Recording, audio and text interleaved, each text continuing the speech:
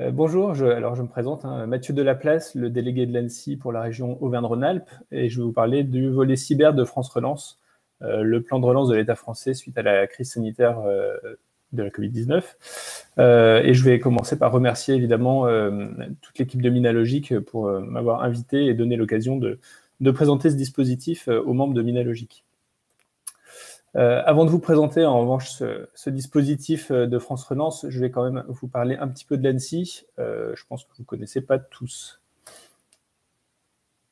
Alors l'ANSSI, c'est l'Agence nationale de sécurité des systèmes d'information. C'est l'autorité nationale de défense et de sécurité des systèmes d'information.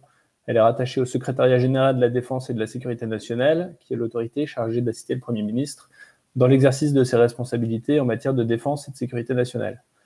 L'ANSSI assure donc en quelque sorte le volet sécurité numérique de la défense et de la sécurité nationale auprès du Premier ministre par l'intermédiaire du SGDSN. En tant qu'autorité nationale de cybersécurité, l'ANSSI participe à l'élaboration de la réglementation en matière de SSI. Alors, on a par exemple la réglementation sur les secteurs d'activité d'importance vitale, les SAIV, qui ont des obligations réglementaires en matière de SSI depuis 2013, qui sont imposées aux OIV, les opérateurs d'importance vitale. L'ANSSI a également été moteur dans la rédaction de la directive Nice au niveau de l'Union européenne, qui vise à protéger une autre catégorie d'opérateurs, les opérateurs de services essentiels, OSE, qui ont un peu le même genre d'obligations réglementaires en matière de sécurité des systèmes d'information. Afin de favoriser l'émergence de produits et de services d'un haut niveau de sécurité, l'ANSSI instruit des demandes de certification et de qualification permettant d'attribuer des visas de sécurité à différents produits et services. Le résultat, c'est un catalogue de produits et de services qualifiés par l'ANSSI, et donc dans lequel les utilisateurs peuvent avoir un niveau de confiance par défaut, contrairement à un produit qui ne serait pas qualifié, auquel il faudrait auditer au cas par cas la confiance et la sécurité qu'on peut avoir dans ces produits.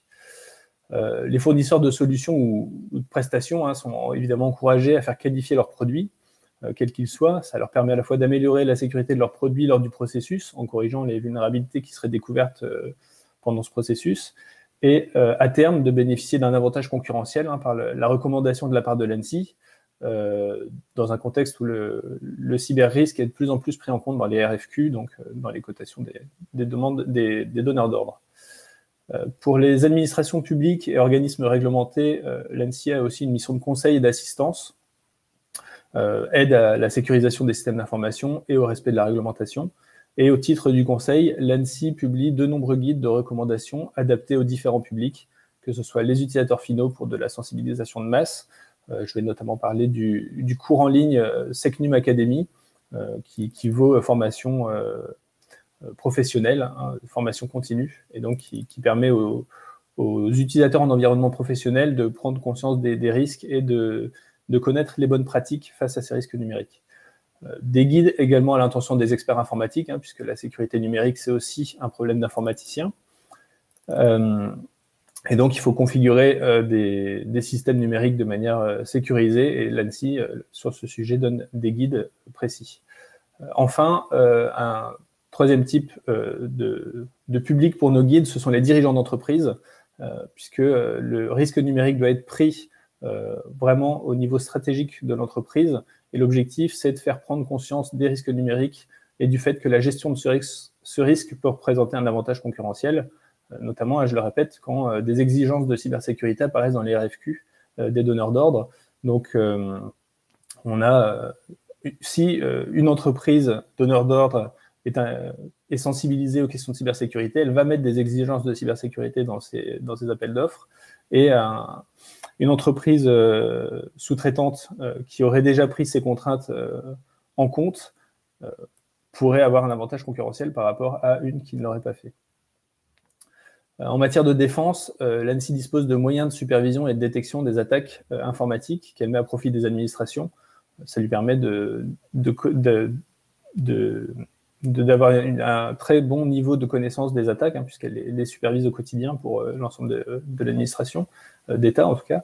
Et elle dispose aussi, en cette matière, de moyens d'intervention pour réagir aux attaques informatiques et aider les organisations à arrêter une attaque ou à reconstruire les systèmes d'information. Alors, je précise que dans le respect du modèle français de cybersécurité, l'ANSSI ne traite que des aspects de cyberdéfense. Elle n'a pas de fonction de renseignement ou d'espionnage. Passons maintenant au volet cyber de France Relance. Donc, la stratégie annoncée par le président de la République comprend 2 volets. Un volet conjoncturel lié aux cyberattaques qui ont frappé 2 établissements de santé coup sur coup en février, et un volet économique fondé sur la volonté de la France de développer considérablement l'écosystème industriel de la cybersécurité. Ça traduit à la fois une inquiétude forte pour notre société menacée par les cyberattaques, mais également la nécessité de mettre en valeur notre base industrielle pour faire face à l'augmentation de la menace et affirmer sa position d'acteur majeur de la cybersécurité sur la scène internationale. Au total, c'est 1 milliard d'euros qui sont mis sur la table et qui se décomposent en plusieurs axes de financement majeurs. Le financement de la recherche, d'une part, le plan d'investissement d'avenir PIA 4 dans un second temps, et enfin France Relance, qui comprend une enveloppe de 136 millions d'euros pour renforcer le niveau de cybersécurité des acteurs publics de manière durable.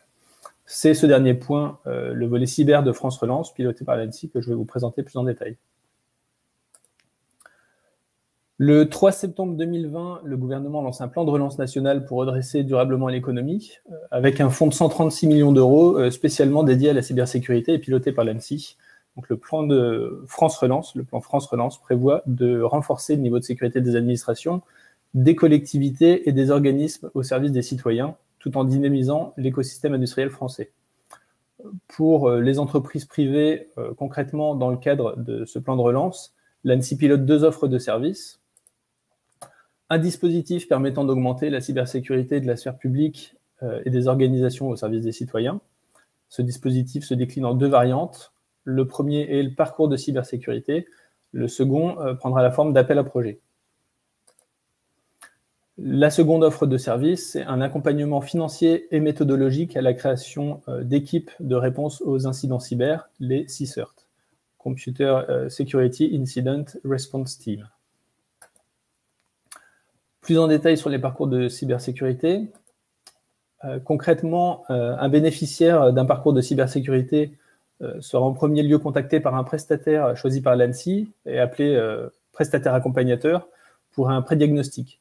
Ce prédiagnostic permet d'orienter le bénéficiaire vers un parcours adapté à celui-ci, sachant que 4 parcours types ont été imaginés. Donc, le parcours fondation, adapté aux organisations disposant de ressources limitées, qu'elles soient humaines, financières ou techniques, pour amorcer une démarche de cybersécurité. Le parcours intermédiaire, adapté aux organisations souhaitant recruter un référent cybersécurité ou disposant d'un référent sécurité junior à faire monter en compétences. Le parcours avancé, adapté aux organisations qui disposent en interne et à temps plein d'un spécialiste en cybersécurité. Et enfin, le parcours renforcé, adapté aux organisations opérant un service comparable à un système d'information d'importance vitale, pour prendre une longueur d'avance sur les attaquants. Suite à ce prédiagnostic réalisé par le prestataire accompagnateur choisi par l'ANSSI, le bénéficiaire choisit lui-même un prestataire de terrain afin de mettre en œuvre un pack initial financé à 100% par France Relance. Ce pack initial est constitué d'un audit organisationnel et technique de la cybersécurité du bénéficiaire et aboutit à la livraison d'un plan d'amélioration de la cybersécurité. Le bénéficiaire peut ensuite bénéficier d'un cofinancement par France Relance pour mettre en œuvre des packs relais. Chaque pack relais consiste en la mise en œuvre d'un projet d'amélioration figurant dans le plan de sécurisation résultat du pack initial. Pour les organisations qui auraient déjà atteint un niveau de maturité élevé en cybersécurité et qui disposeraient déjà d'un plan d'amélioration de la cybersécurité, et donc pour lesquels un parcours de cybersécurité n'apporterait pas un très grand bénéfice, l'ANSSI a également prévu une possibilité de cofinancer des projets de cybersécurité. Les projets seront choisis par un comité de sélection présidé par le directeur général de l'ANSSI et réunissant des experts de l'ANSSI.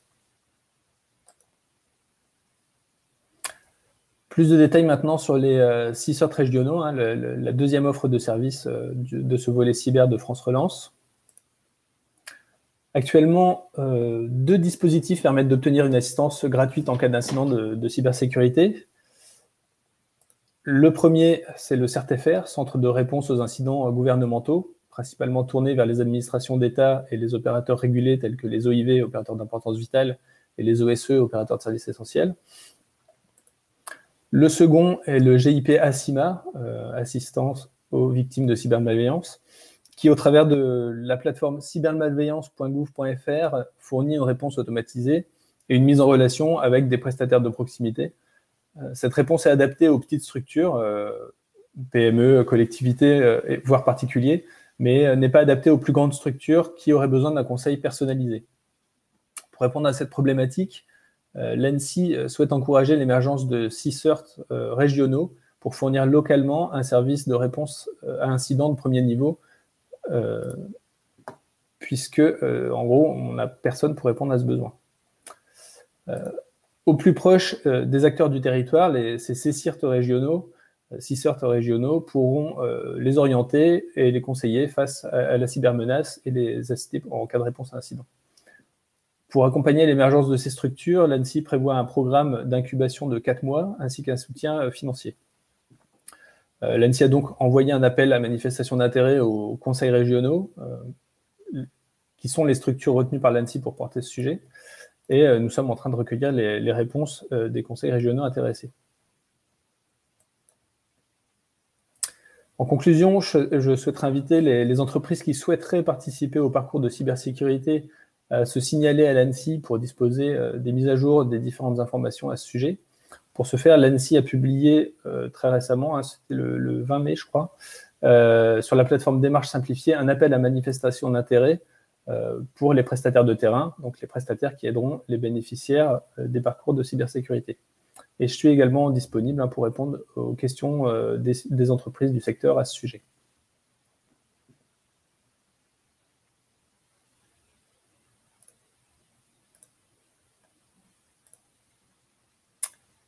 Donc c'est bon pour moi.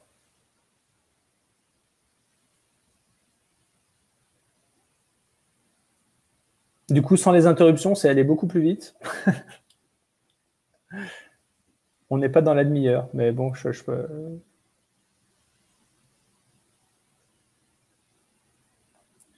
Est-ce que je vous ai perdu ?